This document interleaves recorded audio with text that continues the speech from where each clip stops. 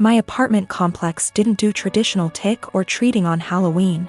Residents were advised to set out pre-packaged individual candy bags on their patios / front door areas if they wanted to participate, but the traditional knock-on-door, physically hand strangers candy was not permitted. So, Halloween comes and the kids are all dressed up and each building has a scheduled time where the kids go door to door. I ended up having to work late, so my neighbor offered to walk my kids around with hers at our building's scheduled time. About 45 minutes later, my kids came home with a small bucket of candy. 6 little goodie bags each from individual apartments that participated. Everything was fine. And my kids didn't say anything weird had happened. They were just excited to eat candy once they got home.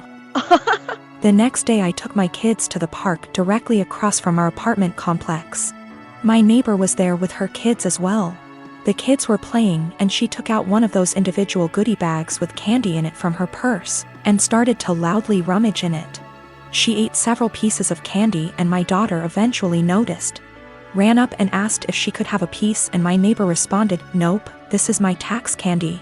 Remember that this was my reward for taking you trick or treating last night." I was a little weirded out by that statement and asked what she meant. She said that since she is the one who had to take the kids out, she took 5 bags from each of my kids as a tax. Her son then chimes in and said, "You only took 2 bags from us." She responded with, "But I'm your mom. I was doing OP a favor so they get a higher candy tax." I was thinking about how to respond when I noticed that she was holding a Starburst candy and decided to just smile and nod and go back to watching my kids. I let her continue to finish off the bag of candy and then said, "Hey, aren't you vegan? You know a lot of those candies are made with animal products, right?" I explained what gelatin was and how a lot of those candies are made with it. She was horrified, Googles it, and then told her kids that they were leaving. She said something about how she was going to be sick and stormed off. Now she's giving me dirty looks every time we see her and won't let her kids play if she shows up at the park and we are there. My husband thinks I'm an asshole cause I should have either not said anything about the gelatin or said something right away when I noticed. I don't think it's my job to tell a vegan what is and isn't vegan though, and she deserved it for stealing candy from little kids. When we got home from the park after the gelatin incident, I sat my kids down and asked why they didn't tell me that the neighbor took half of their candy. My oldest kid is 6 and my youngest kid is 4. 6-year-old explained that as they went door to door during their designated trick-or-treating time, she would have my 4-year-old grab 2 bags instead of 1 from each apartment for the majority of them. She explained it to my kids that they were grabbing extra bags for her to be handed over at the end as taxation. So either freaking way she was directly taking candy from my kids or taking candy from other kids through mine. As for the authenticity of her vegan sim, I may have exaggerated when I said super vegan when I first posted this. She claims to be vegan and is very in people's faces about the benefits, etc. It's 100% about the health side. She brags about veganism curing cancer, diabetes, even some mental health issues. I have never once heard her talk about the benefits for animals. She also sells herbal tea products, customized gym clothing, etc., so she totes a pretty big vegan lifestyle. If that makes sense. Now for the gelatin. She knows what gelatin is, she knows what it's made out of, she knows that there are obvious things that she can't eat. But she had no idea that a lot of candy specifically had gelatin apparently. When I told her that they had gelatin in it, she knew what gelatin was but Googled the candies to see if I was correct. I think she is either really dumb or she eats non-vegan stuff all the time when no one's watching, and had to pretend to be horrified about it at this point. Cause a lot of you guys have pointed out that you literally can't be vegan and not know these things. I'm not vegan, I'm not even freaking vegetarian, and I know these things. I am a 28 years old female. And I do babysitting on the weekends to make extra cash. There is one family I definitely should have phased out by now, but the kids are cute and if I don't have another job, it's easy money. My issue is, the mom is never home on time. She used to not give me return times, but finally I started asking as it made it impossible to get anything done on the weekends. I'd go babysit so she could go to brunch, but she'd be gone from 11 a.m. to 7 p.m. My whole day was gone. After that, she'd start giving me times but never stick to them. She wouldn't even call to tell me, She'd just stay out. On Saturday, I got to her house at 6 and she was supposed to be home by 9. I told her she needed to be on time because I had plans to go out with friends. I was even getting ready at their house after I put the kids to bed. She promised. Of course, 9 o'clock rolls around and she's not home. I call her, no response. Text, no response. Another hour. Nothing. Still calling and texting. Finally, it is midnight. By this point, my plans are long ruined, but I'm pissed and exhausted. I call her and leave a voicemail saying if she's not home in the next hour, I'm considering the kids abandoned and calling the cops. I also text her this. I try calling her 30 minutes later and it goes to voicemail on the second ring. I text her again and she leaves me on read. If she had reached out saying, hey, I'm staying out until X time, I would have stayed. I don't know any of her family nor the father of the kids, so I can't call them. I gave her a grace period of 15 minutes and tried calling again, finally called the cops, non-emergency line.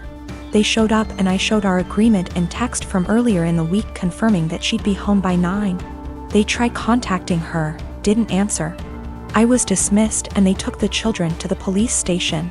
I go home and go to bed. I am awoken at 3 a.m. by a frantic call. It's her. Where are the kids? Why am I not here? I tell her I followed through on my threat, check the police station. She cursed me out, I hung up and went to bed. The next day, she sends me an essay saying the kid's father was called and there's a DCF investigation launched against her. She called me every name under the sun, but I didn't think I was wrong until I spoke to a friend with kids. She said I should have just waited it out and refused to ever sit for her again. She asked if her potentially losing her kids was worth me being petty. My name is Mary, and I'm expecting my first baby with my husband. This is the first grandchild in the family, in-laws, and they said that if the baby's a boy then we'll give him my father-in-law's name. He's dead due to cancer. I had no problem with that. This happened before we found out the gender of the baby. My husband and his family had me do things like attend prayers and do other rituals before the reveal at the doctor's. I didn't like that but went with it to keep the peace. DR appointment came, and it turned out to be a girl. My husband cried in the car, then turned his phone off to hide from his family, then finally told them. His mom and the others made their frustration and disappointment clear, which bothered me cause my daughter deserves to be celebrated, but they ghosted me for days, then started coming over and visiting, constantly referring to my daughter as my son, claiming the results were false and basically pretending it's a boy. I had severe fights with them after they refused to stop it. And my husband sided with them despite seeing how wrong and unreasonable what they were doing was. We didn't speak for a while. Sister-in-law called to apologize, then informed me she arranged for a baby shower for me. I was so excited and happy. But when I arrived I saw blue balloons, blue cake with father-in-law's name / decorations around. I was so confused I had to sit down. Sister-in-law explained they were still hoping the gender results are false and it's a boy. I looked at my husband and he agreed with her. I lost my temper and yelled at them all, calling them delusionals and telling them to stop treating my daughter like she's unwanted and act like she doesn't exist by throwing a party for their imaginary grandson. Mother-in-law break down crying. I took my bag and walked out immediately. They started yelling and my husband followed me outside and started arguing about how I insulted his family and his dad's memory by acting like that. I told him to wake up and see the insanity in his family's behavior. He said they needed time to process the fact that it's a girl not a boy as they expected, and insisted I play along and they'll soon get over it. I said absolutely not and demanded he take me home. He said no, so I called an Uber and left. He was fuming. He called 15 times, then texted that he won't be coming home till I get my ass over and apologize for ruining everything and accusing them of being mentally unstable. I haven't responded yet. He's constantly pressuring me to get right with his family before we even talk about anything else. I am 17, female. My dad has remarried about a year ago, and it's been hell from the start. I have 2 younger brothers. I work and I often help out with the bills and my 2 younger brothers. I do the exact chores that my father previously gave me. My room is always clean. I do the dishes after dinner. I do the laundry every week. I am in charge of cleaning the kitchen. living room and back patio, as well as taking our trash. So I do what I have to do. But I don't allow my stepmom to try and make me do more things than I already do or try to make major changes in my life. Again, I just do what I need to do so I can go on with my life. I'm just saying this to show that I am a good kid. I can admit that I really do not like my stepmom. My dad won't see it and constantly acts like I'm losing my mind, but my stepmom acts different behind closed doors. I told everyone from the beginning that I do not see her as my mom. I won't be calling her mom. And this change with her and her 4 kids moving into our apartment will not change aspects of my life. I'm not a babysitter, but she constantly disrespects that. I'm not sure why, but she loves trying to punish me, which I don't let her do. Again, I don't need disciplining. I'm just not happy anymore, and I'm done putting on a smile to please everyone of overworking myself to feel proud of. So I do what I need to do and everyone can leave me alone. She constantly tries to make me do more than I already do, go as far as to clean her bedroom, bathroom, pick out her kids' clothes, buy them clothes, and gets angry if I say no.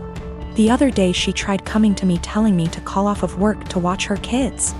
I told her that I won't and I am not a babysitter. Her kids are all twins, 2 of them 14, 2 of them 15. She told me that she wasn't asking me, and if I'm not there I lose my phone, car, and laptop. I pay for all that. I just said I will be going. She said I won't.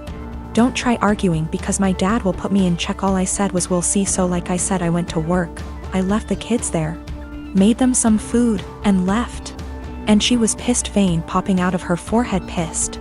She started yelling at me, trying to take all of my stuff, but I kept them in my room and told her that I said I would not and she shouldn't be surprised. She got mad, saying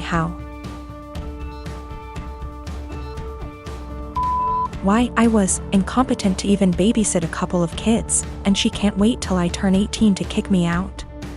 I agreed, and she got even more mad and tried saying I will be coming straight home from school.